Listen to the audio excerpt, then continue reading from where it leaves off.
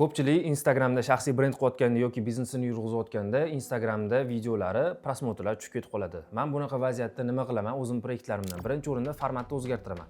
Ya'ni Instagramda videolarni o'zini yo'nalishlari bo'ladi. Misol uchun telefonda olinadigan, podkast ko'rinishda yoki ekspertning ko'rinishda videolar bo'ladi. Siz mana shu formatlarni o'zgartirib video qilishingiz kerak bo'ladi. Ikkinchisiga keladigan bo'lsak, bu kontent mavzulari.